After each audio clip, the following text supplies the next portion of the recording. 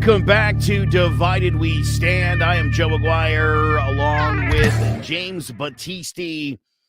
Got a really great show for you today. Obviously, January 6th, a day that will live in infamy in American history. In case anybody forgot what that day was like, went sort of like this.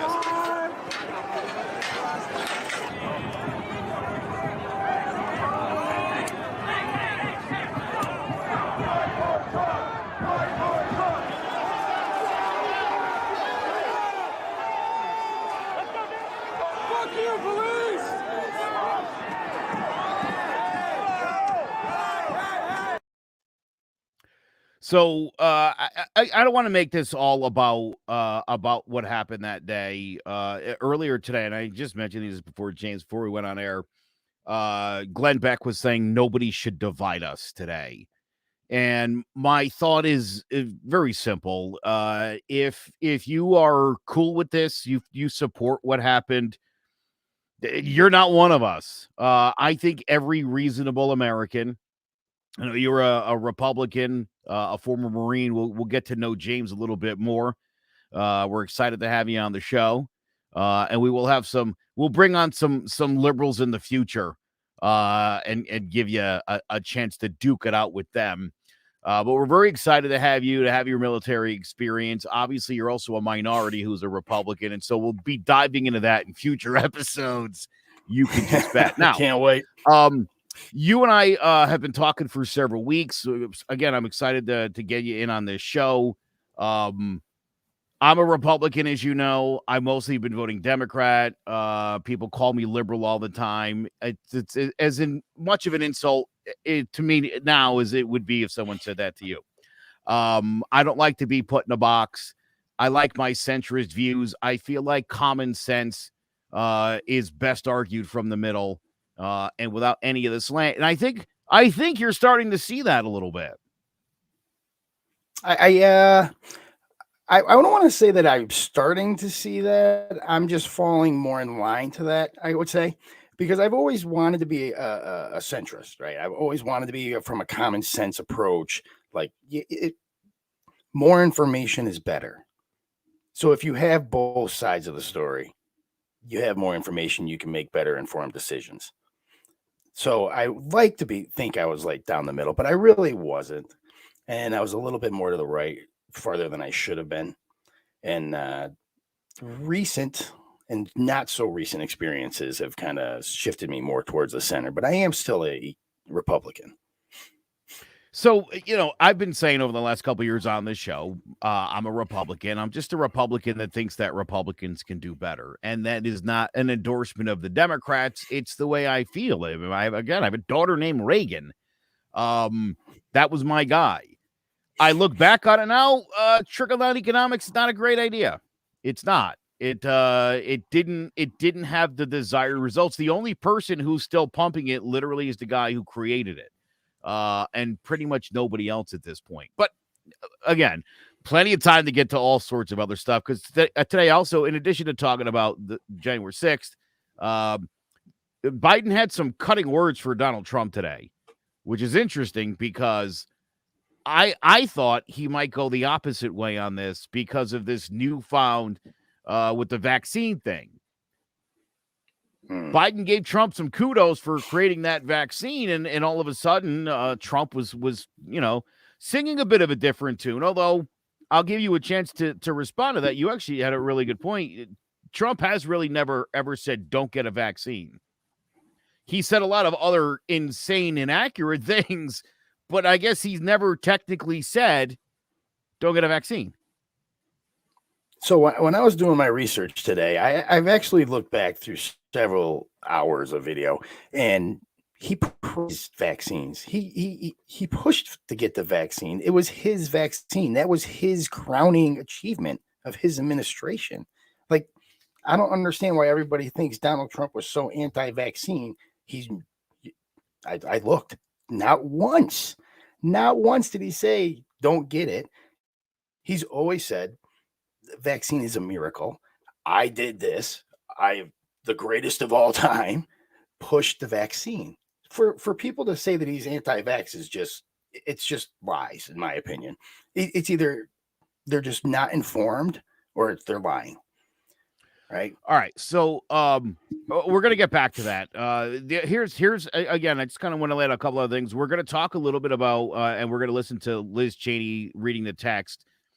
And again, in the greater scope of things, a few months ago when the Cuomos went through their thing, I immediately told you I thought Cuomo should have been gone months ago, maybe even years ago. When you become part of the news, then you're not objectively reporting the news. And to hear that Hannity and Ingraham and Brian Kilmeade are texting the president's chief of staff during this moment, I don't like that. And the fact that none of them want to own up to it, I don't like that either. Okay. Again, we'll dive into that. We'll also talk about this Candace Owens, Alex Jones thing and what that means for Donald Trump going forward. It's another one of those one or the other things, and it can't be both. But we will get into that. But James, again, as a veteran, and thank you for your service in the Marine Corps, an Iraq War veteran, by the way. So, again, thank you for your service. And, of course, Happy New Year to you. I'll ask you this question first. Right up, do you think what happened on January 6, 2020 was a coup attempt? Absolutely not. I'll say that with 100% conviction. Absolutely not. I mean, the evidence is just not there to describe it as a coup attempt or even as an insurrection. The evidence just isn't there. If you want to call it what it is, then call it a bunch of stupid hillbillies rioting at the Capitol. That's what it was. I can't understand why people would think that these hillbillies, right? The Second Amendment, gun loving hillbillies, Trump loving freaking gun AR-15 carrying hillbillies, didn't bring them to this insurrection, this well planned and organized insurrection. There was three. I think you brought up, Joe. There were three people charged with gun crimes, and as my understanding is, one guy definitely had ammunition as well. Of those three, but a pistol. So, correct. Yes, only pistols. No rifles found. You see, so if it was I'm using air quotes, insurrection, God, it was poorly planned. The chief of staff planned this. You think you would have a little bit more of a capability to plan something better than that. And so the evidence that it's a planned, conspired insurrection, if you want to call it that, or coup, is just not there. Let's call it what it is. Bunch of hillbillies. So let me ask you this. Shit. Let me ask you this, James, because generally speaking, when I talk to Republicans about this, what they immediately bring up when you say January 6th is they bring up Minnesota, June 2020. Or June 2019. They immediately go to, remember that? You guys are, and it's like, well, those were different things, is what most people will say. This was an assault on the Capitol. That was an assault on Town Fair Tire. Not quite the same, but I think you're almost suggesting, and you talk about this a lot, that like 5% of idiots in any group or the extremists, that these are the people that went to the Capitol and that these people got out of hand. Now, look, we know the 3%ers were there, the Oath Keepers were there in tactical gear. Again, obviously no weapons, since no weapons charges have been filed against those guys. We also know that the doors were propped open for them by possibly some element either of Congress or of the Capitol Police. I think that's something that from this January 6th commission, I think that's important to know. Okay. As a Republican, James, as a guy who's given money in my lifetime to the Republican Party and am still registered Republican, I want to make sure that none of the Congress people like Paul Gosar, Mo Brooks, I want to make sure that these guys weren't planning and assisting in what was happening there, even if they were just giving light logistics, like, where to get to Nancy Pelosi's office or where AOC might be evacuated to. I want to think that none of these guys would do that. I'm worried that they are. And that's my chief because listen, James, at the end of the day, Donald Trump's not getting arrested or charged or anything for this. It's not, nothing's coming of this. I 1,000% know nothing will come of this.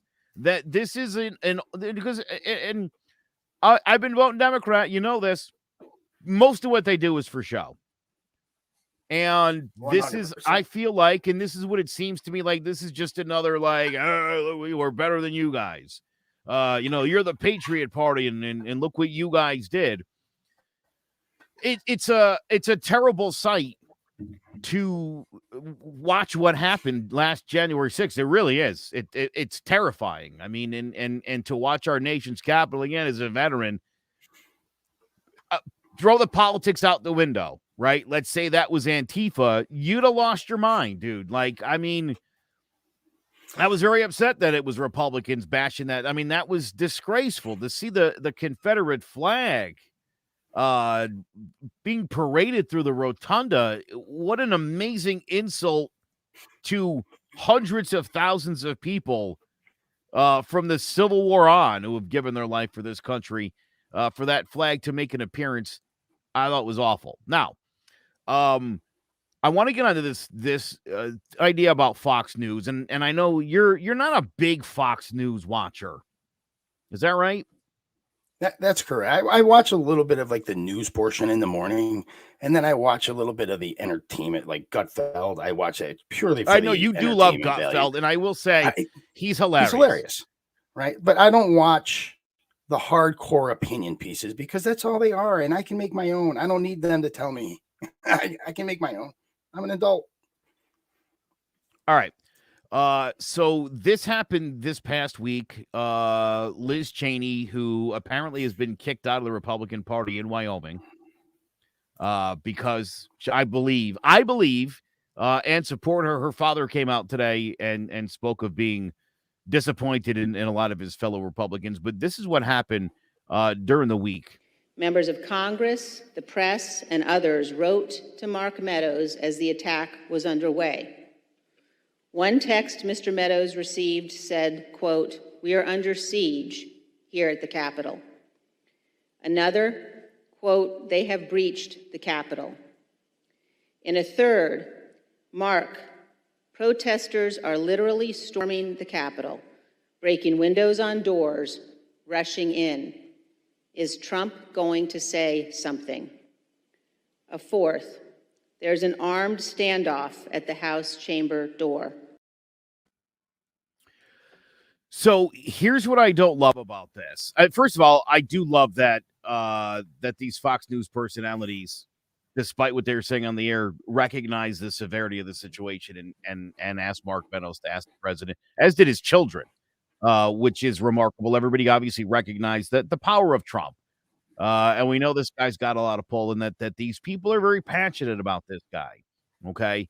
When the Chris Cuomo, dude, he's got to go. You cannot be part of the news.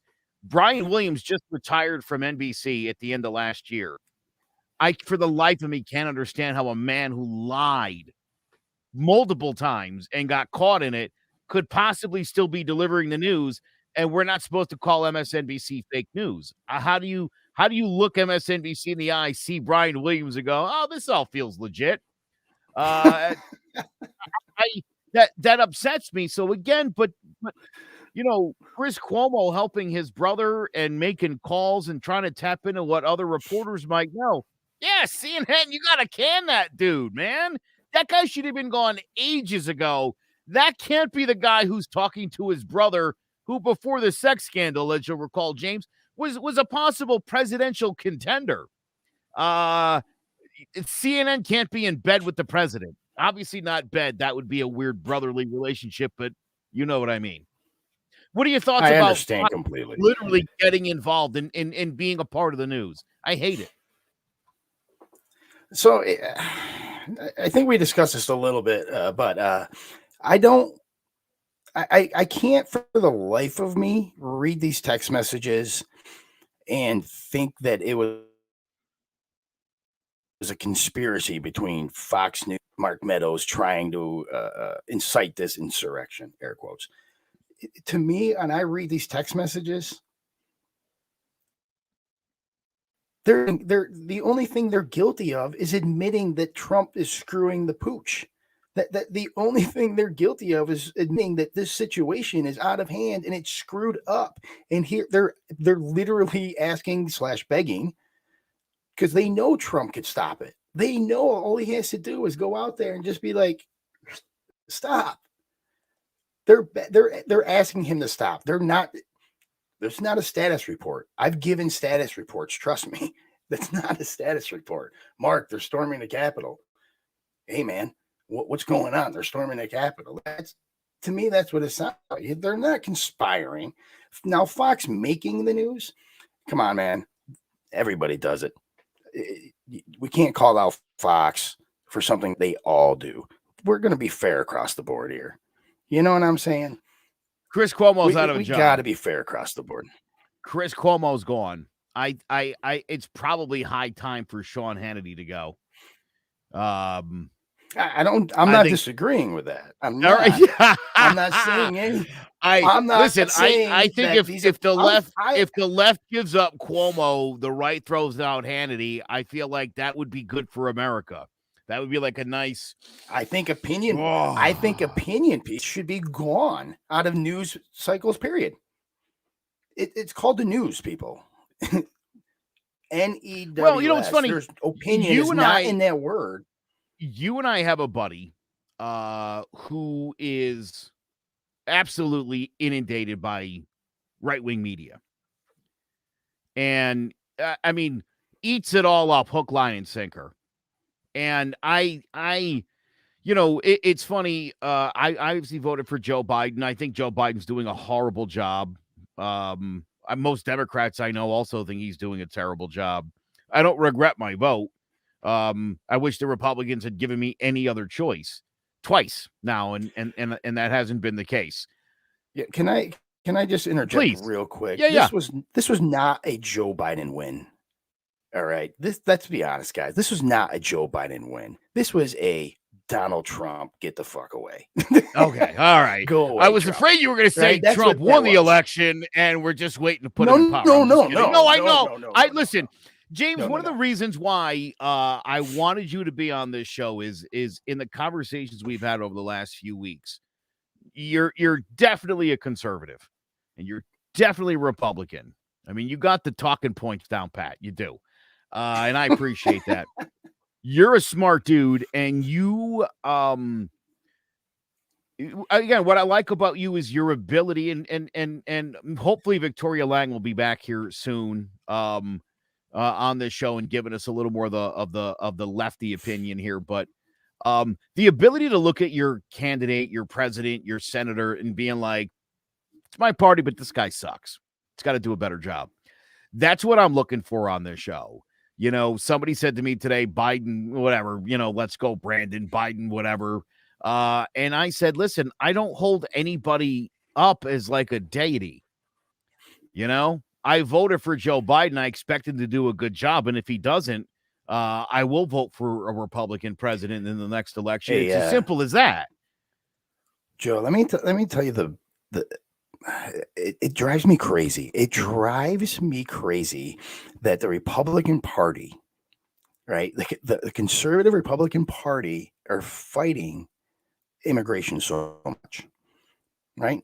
If they were smart, like you and I discussed, making a better Republican Party. Yeah. If they were smart, 99% of every Hispanic crossing that border has been raised to be a conservative. Like we're importing Republicans, but Republicans are fighting it. Yeah. I don't understand. that. All you have to do is say, hey, we believe the same thing you do. That's it. And you have Republicans will win. Democrats won't win anymore. And then it's funny. Whole immigration will shift again. You and I had this conversation. I don't know if you remember this a few weeks back, but I was telling you after the 2010 midterms,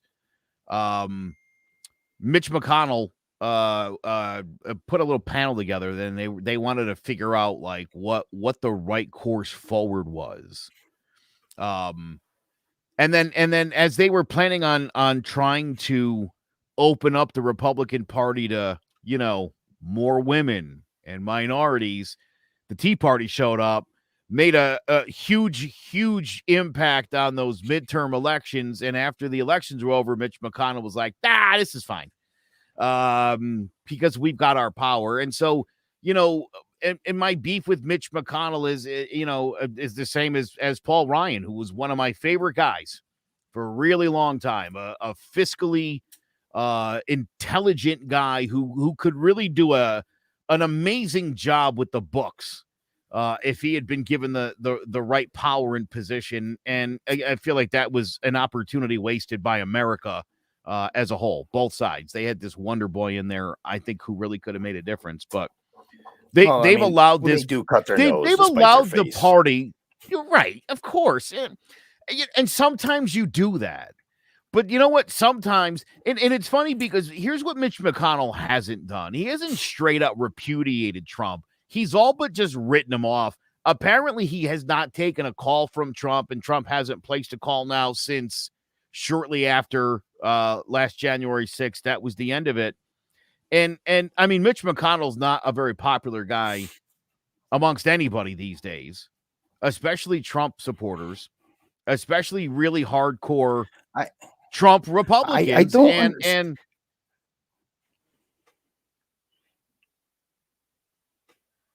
go ahead, James.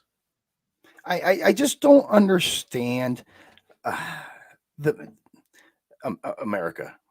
Right? I don't understand American voters.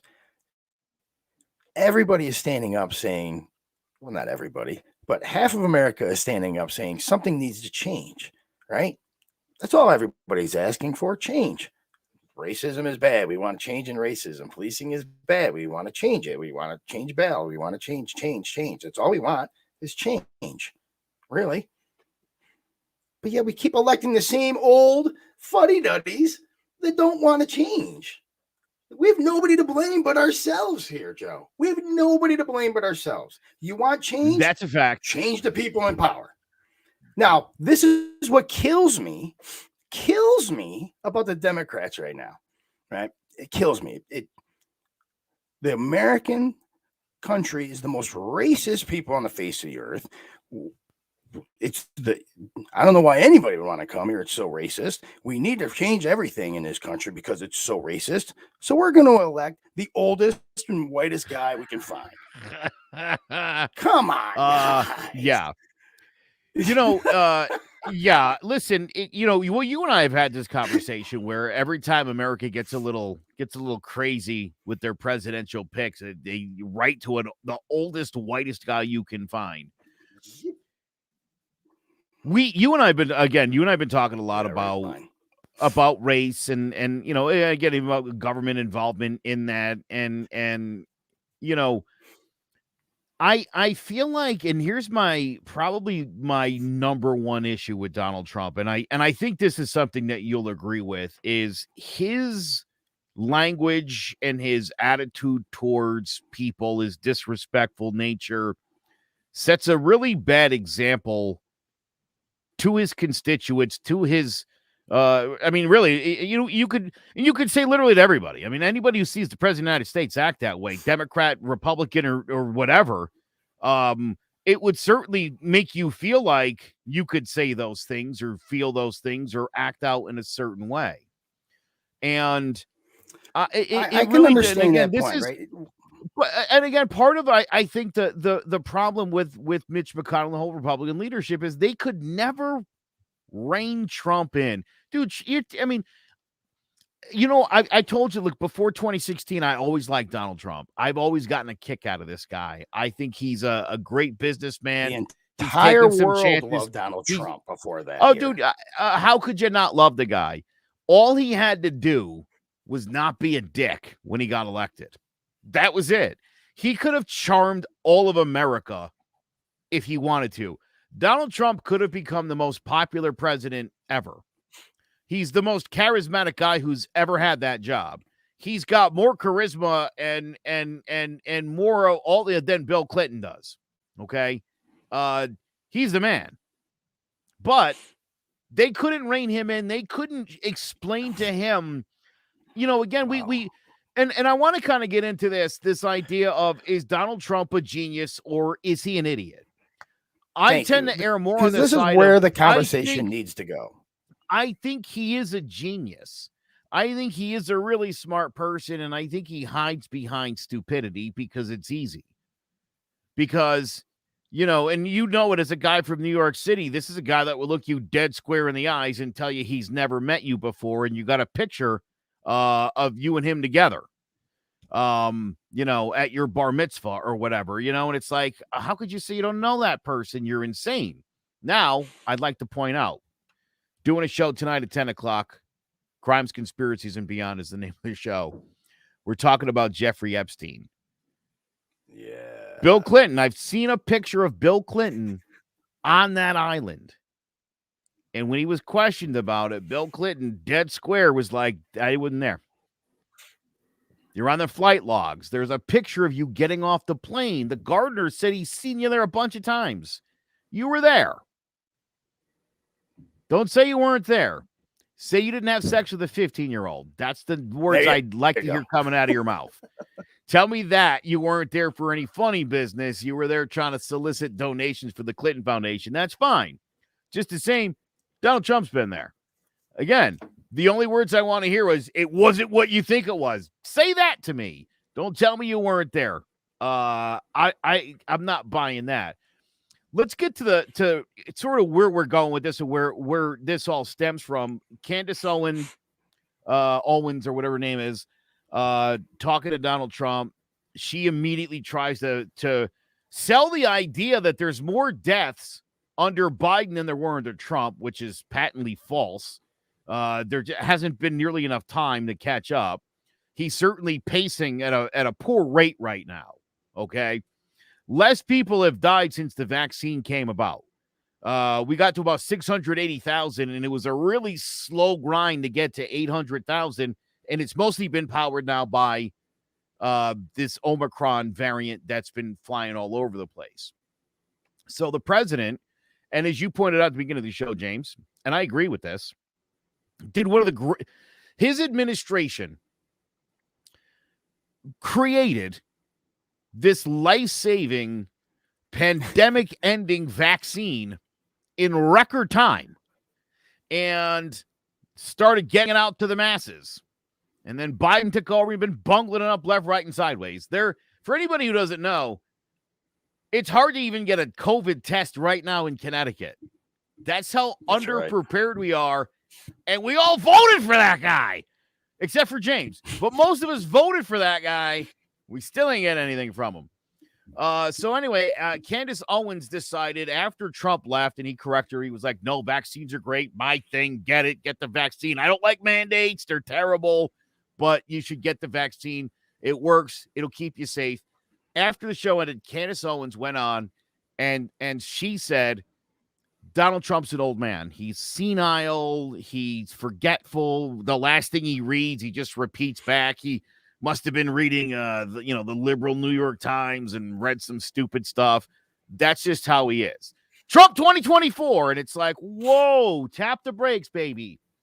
Because Alex Jones took this a step further and said, Trump is the most evil person on the planet. Which is absurd, an absurd thing to say. How about that guy that took the kids from Uganda? What was that guy's name? Prince Joe. You remember that guy? Remember the Save the Children thing? Yeah, forget that guy. How about Xi Jinping? That guy, yeah, just wiped out an entire race of people. How about that guy? There's definitely more evil people. Let's all agree to that. But Alex Jones said either Donald Trump is working with the Democrats to, I guess, chip us up with 5G or some nonsense like that, or he says the same thing. Trump's losing his mind. And then he says, Trump 2024. Which is it here? Is Donald Trump senile? And if that's the case, will the argument be Ready for this, James? Vote for Trump. Hit He's me. a little less senile than Biden. 2024. Is that what we're looking at? I hope not. I hope our country has not come down to this point, man. I mean, it's as a 20-year veteran who has actually gone to war, it's a sad freaking day when our two candidates in 2024 be Biden and Trump. Seriously. If it's Biden and Trump 2024, it's a sad day because now we are looking at, we have the two oldest people in politics, the oldest in presidential history, if nominated or if elected, which we've already broken this year or last year. That record has been broken, but now we're going to break it again. Let's top it. Yeah. Come on. This is like when the baseballs were juiced a couple of years ago, and every the team broke oldest the guys home run ever. record. Exactly. But again, change. We need change. So let's elect the same two freaking old white ass men. Like, come on, people. Come on. Like, if you know nothing about politics, nothing, you know that electing the same person over and over and over again is not going to change anything. If you want change, you need to fight for change. You need to elect the right people because that's how you affect change in this country. Thank you, Constitution. But doing the same old, and just clicking that box because that's what you've always done. Well, this is how this country's gotten to this point. I'm sorry, guys. Like, what are the conversations? There's no way. There's no way I want Trump on the ballot in 2024. I'm going to say that right now. I voted for him. I voted for him in 2016. I voted for him in freaking 2020. I will not vote for him in 2024. Not because I don't like Donald Trump's policies. Right? You heard that, everybody. Not Donald Trump's policies. I don't like Donald Trump. I'm from New York. We all know Donald Trump. We all know about his father. See, this is the bigger point that people outside of New York don't know. If you understood Donald Trump's father, there's no way you would have voted for them. No way. Because the apple doesn't fall far from the tree. It truly doesn't. But his father was 100 times worse. And Google that. You'll find it all day long. If you're from New York, you know. Was it you that said Ivanka 2024? No. No, I'm just playing. Listen, I said a few years ago, James, before what was it, 2008, when it was supposed to be Jeb Bush.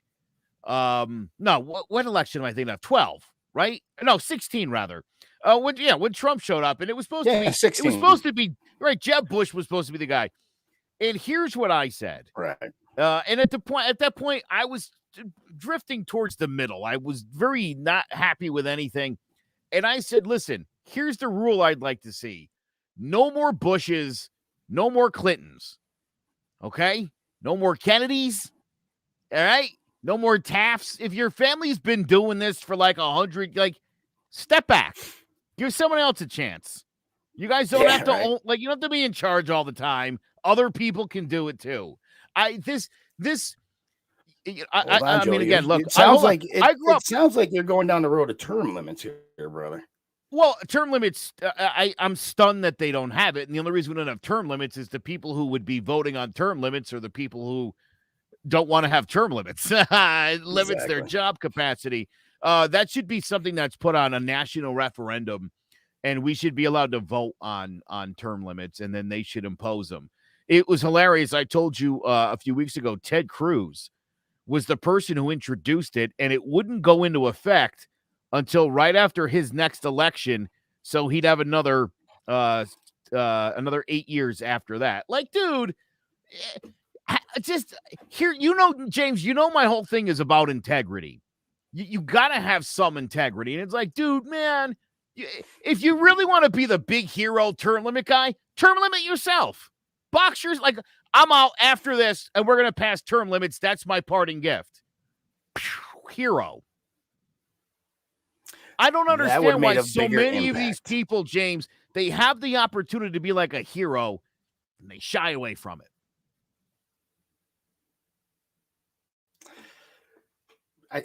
We've said this 100 times to each other. I know I've said it. Politics today isn't about politics. It's not.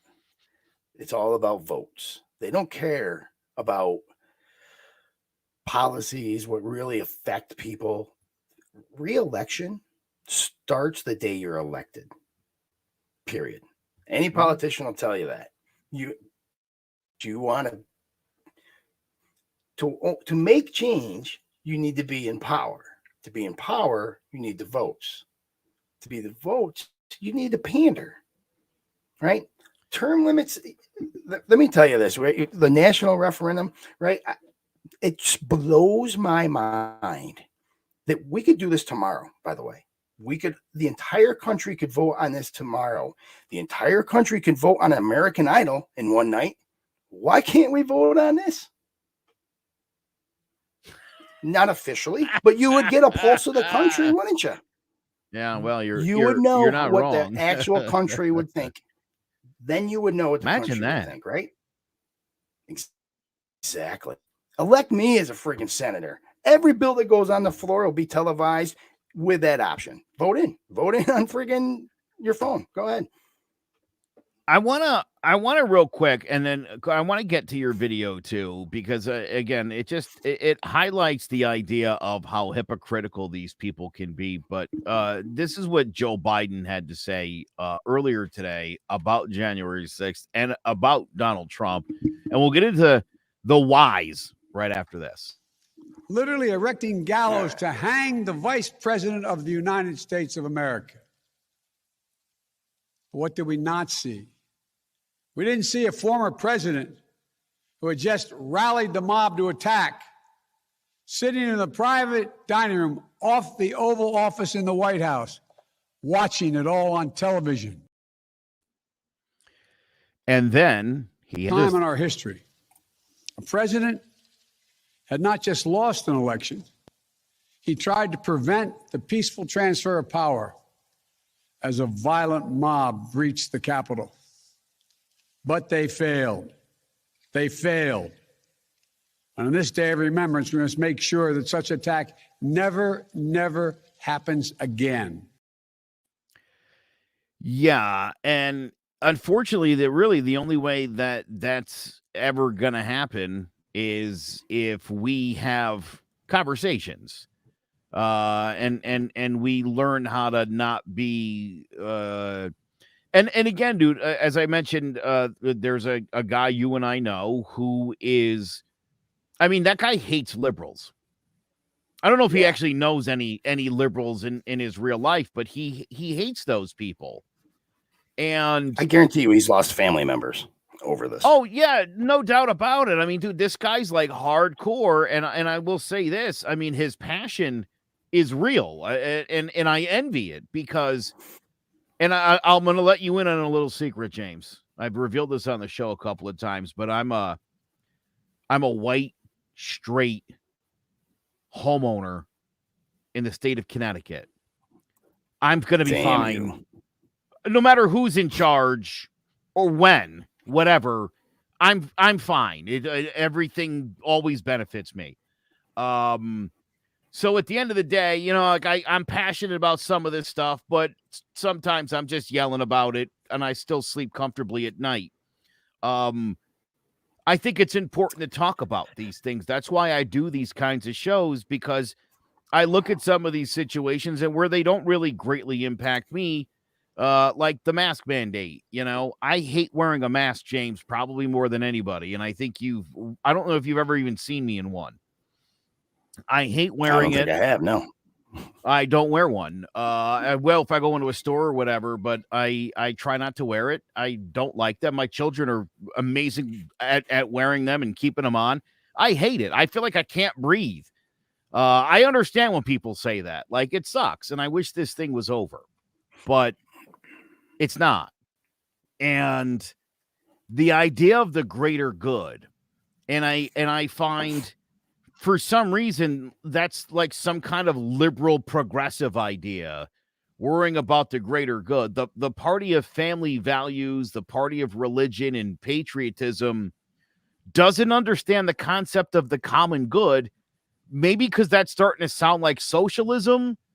I like, James, one of my biggest problems with the Republican Party, and again, this is not any endorsement of the Democrats, but it's the idea that no matter what the Democrats like, you just immediately have to assume the opposite position, even if it's a weird, ludicrous position to be in. And I don't like that. It's a weirdly reactive thing too. So you know what I mean? I'm gonna go on like a little the Democrats. bit. I'm gonna go on a little bit. The Democrats get on the gay rights thing, and the Republicans are like, no, and you're like, dude, what? Come on, why? Why are you're fighting against people's rights? No. So I'm gonna go on a little bit of a tangent here, right? And it's actually pretty good because it's gonna all tie in January 6th. Right, and how I feel about January, it's gonna touch on gay rights, right? So here it goes. Pull the sleeves up. Story, yeah. I'm gonna tell you a little story. Right, back in 2006, if you all recall, the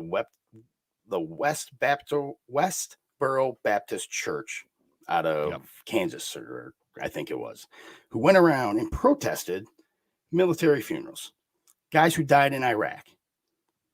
Protested them, called them all sorts of very bad pejoratives for homosexuals, but hey, it's cool for them. They say they're gonna burn in hell, all this stuff, right? Spinning, trying to throw stuff at the freaking families of these fallen Marine soldiers. Well, I had an encounter with them. They were at one of my funerals that I had that I performed for a fallen Marine, and everybody was worried. The FBI was calling. I got a call from the FBI, the state police, the local police department. I got a call from the Capitol Police going, "Hey, we don't want any problems. Can you please have your Marine not do anything?" Like begging me, please don't do anything, please, And they had two plainclothes FBI agents in the crowd with them to make sure that nothing really got out of hand. So when I got there, I walked up to the crowd by myself. I'm in full dress uniform. And I asked them, I said, "Hey, man, who's in charge? And I just want to know." And they're screaming at me, you freaking I'm going to say it. I don't care. They're calling me a faggot, right? "You fucking faggot, you're going to fucking die. You're going to go to hell. Fucking God hates you," all this stuff. And I'm like, I just want to talk to who's in charge. I just let me talk to who's in charge. So finally, this guy's like, "I'm in charge." Ugh. So I said, "Okay, hey, sir, I want to thank you." And the crowd went silent. People looked at me like I had a freaking penis growing out of my forehead. And I said, "Thank you." And he cocked his head to the side. And I said, "I know you don't understand, so let me explain it to you. What you're doing right now by protesting makes me right, makes him right, because that's what we provide for you. That's what we protect for you. For you to do this makes us right. So again, thank you very much." And I walked away. We didn't hear a peep from them the rest of the freaking day. They sat there in stunned silence. I meant it, Joe. I can't pick and choose which one is right and which one is wrong. They're either all right or they're all wrong. Who am I to decide who's right and who's wrong in their belief system? Who is anybody? So what January 6th, when it said, and it does say it, and if you play the clip, the entire clip, President Trump, even though fully admitting, Joe, that he was so disinformative of why to go down there, blatant lie, why to go down there, it was still their right to go down there. And he said to go and peacefully exercise your First Amendment right. Says it peacefully. He didn't go say storm the freaking Capitol, break in, peacefully exercise your First Amendment right. The second he said that, I have to agree with it. They have that right. And that right, I freaking went to war to protect, to go and peacefully protest. And that's what he said. Now, they went in because that whole entire crowd that went down to the Capitol didn't go inside. They didn't charge. A lot of them left as soon as that shit happened, right? Yep. Those idiots that went inside were just that. They're freaking idiots. There's no coup d'etat. There was no insurrection. There was no planned attack. They were idiots. And so do I agree with them going down there to protest peacefully, like the president of the United States at the time said? 100%. 100%. I had defended that right. I can't say it wasn't a good thing. Can I say that there are a bunch of freaking morons that stormed the Capitol? Absolutely. And that's all it was. So that's my take on January 6th. Right? Was it a coup d'etat? Frig no. As far as Candace Owens and Alex Jones, if you don't know, Alex Jones is, not the sharpest freaking knife in the drawer, and he's a little bit too far right, then I don't know what to tell you. You deserve to be hit in the head with a tack hammer. I'm sorry. If you're getting your information, and if your gospel is Alex Jones or even Candace Owens, then come on, guys. Then this falls back on a bigger problem, which is education. Yep. So I defend rights. That's what I did for a living.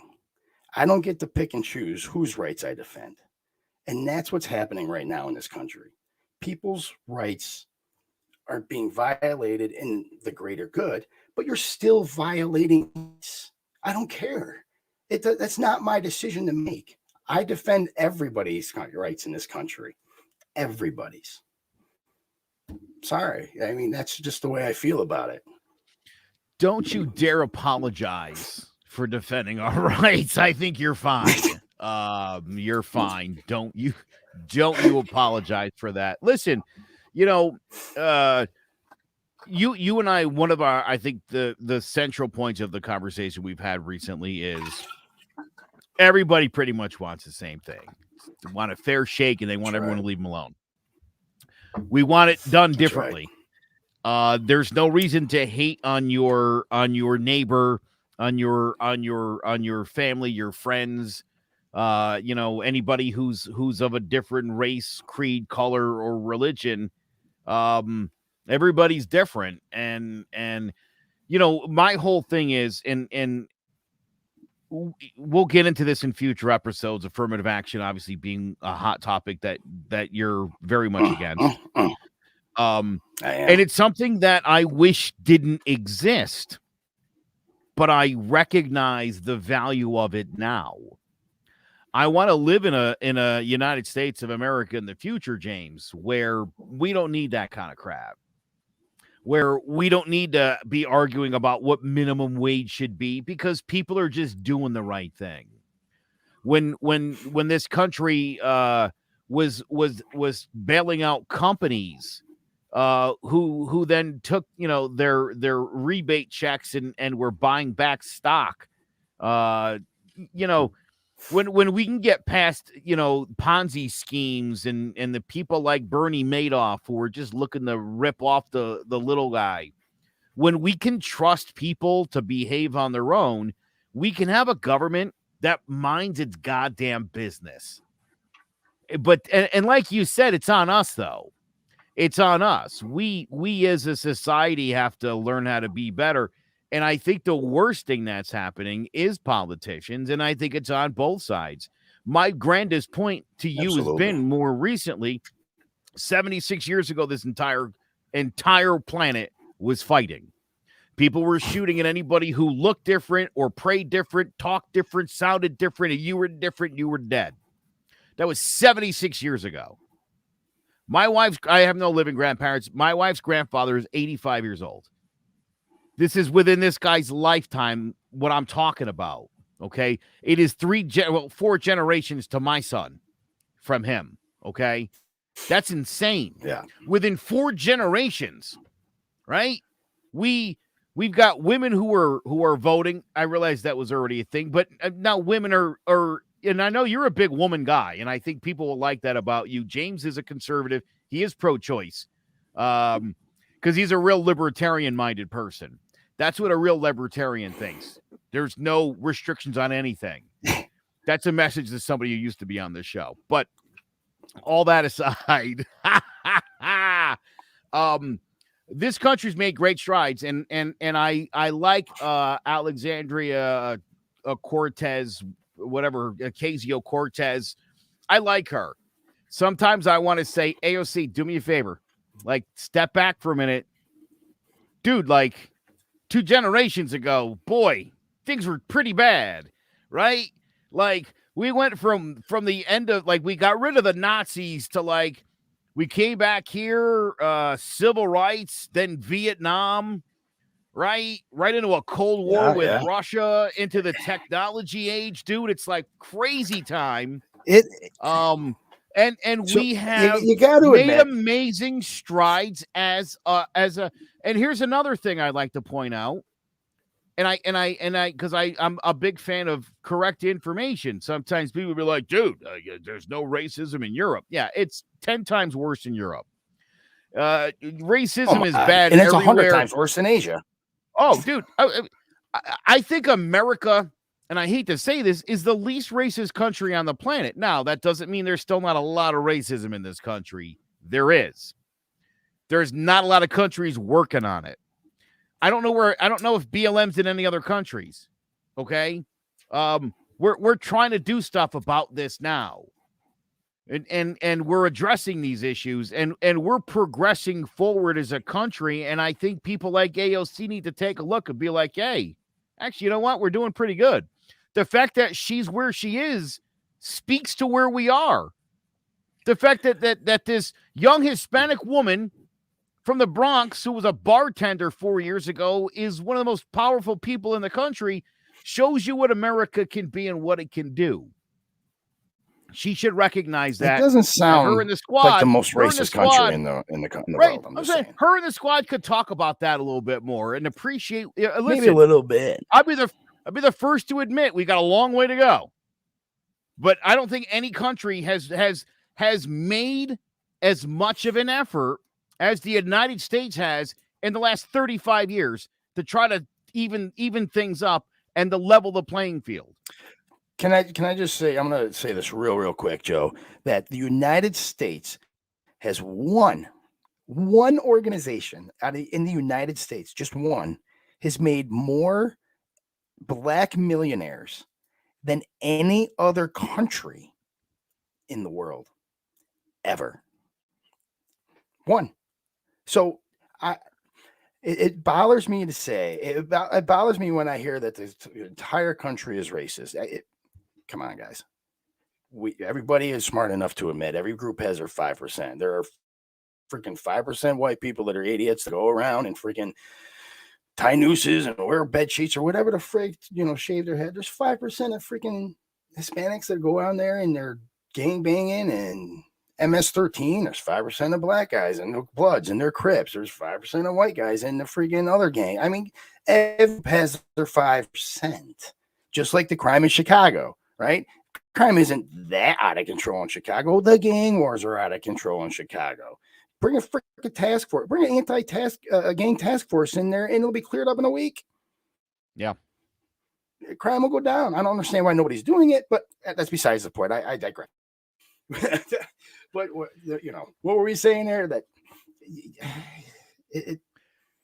I don't know. This country, listen. Well, because you know what? Look, at the end of the day, James, and you yourself, and in future episodes, I'll ask you to speak on some of this. But you've been the victim of racism in your lifetime. Yes, I have. We do have a racism problem in this country, like every country in every society on the planet. And it's listen. I jokingly said the other day, are there even any black people in Asia? I don't know if any black people live in Asian countries. I'm sure some do. I would imagine they do. I don't know what life would be like for those people. I don't know how they would be embraced in different societies and cultures. I've been to Vietnam, Singapore, Thailand, Korea, Japan, Okinawa. I can't remember seeing a black guy outside of the military and outside That's of the what I'm group that I saying. was I'm with. I outside of like seeing a service black members. guy walking around. So again, I mean, right? It's not even a place where you would conceivably go to live. So again, you got to look at the United States and be like, look, we're messed up. We got a problem. Slavery was awful. Jesus, it was awful. But look where we are now. Tell me another country We're doing where they're fighting to level the playing field for everybody. Show me another country where you have any of the efforts you have in this country at social justice. The fact that it's even happening is the progress that I think a lot of people are missing out on. And for anybody who's not a progressive, and for anybody who's maybe an old school conservative or what have you, times are changing. They're changing. The demographics yes, they are, and it's not a bad thing. Like I said earlier, if you embrace the culture that's coming in as one of your own, which it is, it's the same culture, just a different language. It really is. Where the Hispanic culture is extremely family oriented. They're extremely religious. That is what more can you say for a conservative, right? How do you describe a conservative? Dude, yeah. I'm glad you brought this up. But because I've thought this for a really long time. I mean, I am part Hispanic, and I've always thought if I were the Republicans, that would totally be my group, because that is a party where, again, I think if you're saying the right things, I think if you had a leader of the party not calling Mexicans rapists and drug dealers, I think it would make that party seem like a more appealing place. And I think if you were to sell the benefits of the Republican Party to those conservative-minded people, yeah, like you said, even if you swung half of them, you'd be killing it. You'd be killing it. For my webcam here, but yeah, oh my God. Again, don't elect the same old white guy to fix a racism problem. Yeah. Well, and not for nothing, James, you talk about education, you talk about that.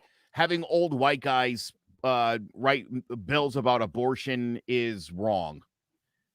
They don't understand how science works. They think God put the baby in the belly and stuff like that. Like, people like that cannot be writing laws where actual science matters, where they don't have you remember a few years back, the guy from Missouri said, the system shuts down during rape. What are you talking about? How is this guy on a science committee? What? Holy smokes. I've said this for a really long time. To me, and again, why I like to be on a show like this is I think education's important. I don't have an agenda, James. I have no agenda. People always accuse, you have an agenda. I'm like, well, what's my agenda? I'm a straight white guy who lives in Connecticut. I'm fine. We do have an agenda, though. We do. We want to educate people. We want people to make better informed decisions. That's it. That's all I'm asking. I don't care if you vote Republican. I don't care if you vote Democrat. I don't care. That is one of the rights, again, that I protected. I don't care as long as you vote. You don't vote, you don't get a right. But if you voted, awesome. I don't care who you vote for. Just vote. It's our responsibility to take control of this country. That's it. Then that's all. That's my agenda. My agenda is to return control back to the people, and you can only do that through education. One thing I won't do on this show, and that we won't do on this show, and you and I have talked about this, is we're never going to tell you what somebody said. We're going to play you the words that came out of their mouth, and we're not going to play them out of context and try to manipulate things. But I think it's important, if you don't like AOC or Bernie Sanders, that you've decided that because you listened to a speech. You open-mindedly listened to a speech, and you were like, no, I don't like that. Oh, okay. No. Or you've sat there and you've listened to Jim Jordan talk about something. If you don't know what these people are actually saying and you're relying on Rachel Maddow or Sean Hannity or worse, Alex Jones or Candace Owens to tell you what these people are saying, it's never going to happen. All I can promise you on this show, as I've always done, no matter who it is, I'm going to tell you the truth. I'm going to tell you exactly what happened. I'm going to tell you exactly the evidence as I see it. And now, this show started, James, because of the 2016 election. And it got super hot with that Trump-Russia thing. And I was hot for that thing for a long time. I haven't said this publicly until right now, and I'll do it in the last minute of an hour-long show. I was wrong about that. Once again, the liberal media and the Democrats, as they always do, let us down. They misled us. They lied to us. They misrepresented what was in that report, and they gave us hope that there was a pee-pee tape. Joe, 4 years I wanted to see the pee-pee tape. You told me there was a pee-pee tape, and you lied. Democrats, I tell you right now, you just can't win with these people. Oh, man. You weren't wrong, Joe. You weren't wrong. You were just misinformed. That's all. And they did a great job of misinforming the public there. Well, and we'll get into this in another episode because this is something to me that really digs extremely deep. And the fact that they used it for, I don't want to get too into the story, but a FISA court, and I think you know probably better than anybody what that entails and the level of lying that you're doing at the level of court that is messed up. And to me, and this is one of those things where I feel like when your party does something stupid, this is going to burn you for years to come. Because if the next lunatic Trump-like guy comes along, you're going to have a really hard time getting a FISA warrant now because of that nonsense. That could potentially cost somebody in the future. Yeah, go ahead. And I don't think a lot of people have actually thought about this too much, right? No, I haven't heard anybody on the news say this. Was it a bad dossier or was it gross incompetence? Do you really want me to sit here and believe that one piece of paper made it through? That completely, I mean, looking back now, obviously hindsight's 2020, but the amount of falsehoods that were in there that were unverified. Now, are you telling me that the FBI sent something up to the FISA court without verifying it? So was it really, here's this phony, I mean, yes, it was a phony dossier, but can we blame that or can we blame the gross incompetence of the people that they submitted it to? Where the hell were these people's checks and balances? Yeah, nobody talks about them though. Well, again, for anybody that doesn't know, FISA is like a secret court, and they're probably, and it's interesting, neither side, James, in the last 4 years has called for maybe some sort of reform of the FISA court. So that, again, that should never, I hate Donald Trump, but that should never happen again. That should never be allowed to happen again in American politics. Like, unbelievable. That consumed. As bad as Donald Trump was, I mean, that was unbelievably dirty. For everything Trump did that was bad and wrong, to know that was nonsense paid for by Hillary Clinton and the Democrats. And I hate to say, I hate to admit it, a verified fact now. Somebody was just fired and is going my to hats jail. off to you. Well, again, my agenda is the truth. Here's what I find this happens so often, James. Somebody reads a news story today And they've got it. Damn. And they're going to repeat that for the next 5 years. This is exactly what happened. And it's like, I don't know if you know, but the next day they printed some corrections to the story. Oh, I didn't see that because you're a moron. I've been tracking this dossier thing since it came out, looking to get more and more of it verified because a couple of things were verified, including Jill Stein going to a dinner with Michael Flynn and Vladimir Putin in Russia. Pictures came out from that. And so you got, again, you weren't getting anything directly related to Trump, but you got some things that were authenticated. And you're like, all right, if some of it is, you have to believe probably most of it is. And it wasn't. And those things were done deliberately to give you the impression that more of the dossier was true. That's dirty and underhanded. And for Hillary Clinton to go on TV like she does and act like she was the one, he screwed you better than you screwed him. You guys were playing dirty politics and it blew up in your face. Yeah, absolutely. And you know, there's a word in the English language that this country has just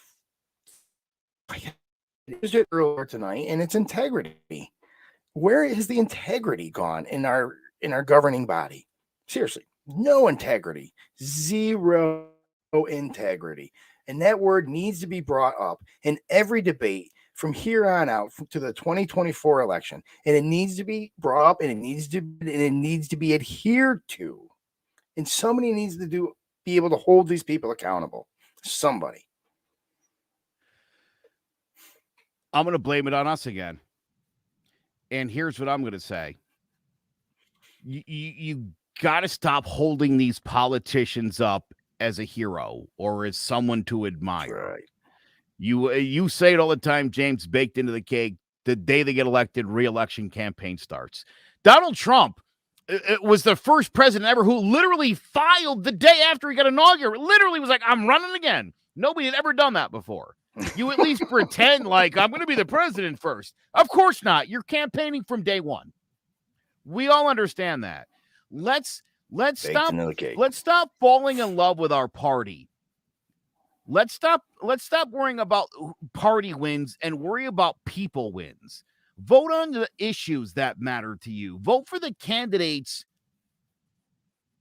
who support the issues that align with your beliefs. If you live in Connecticut and you're voting somebody who's got hardline immigration policy, you're an idiot and a racist. Okay? If you're doing it in Arizona, you're probably a concerned citizen.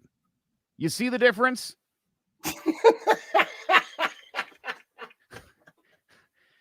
That's all I'm trying to say. James Battisti, I appreciate you coming on. We're so excited to have you on board. Divided We Stand is officially back. Make sure you check us out on Facebook and on Twitter and at clovercrestmedia.com/Divided We Stand. I don't know what day we're going to start doing the show on, but we'll put something up on the social medias and let you know what we might do this Wednesday nights. I'm not sure yet, but the show is officially back. We've got we're gonna again give you all sides. We're gonna talk things out. We're gonna make sense of stuff. And the number one thing we're not gonna do on this show, and this happened a lot in previous instances, we're not gonna just start calling each other names and telling people they're racists. Okay. I hate that. I find it unproductive. Me too.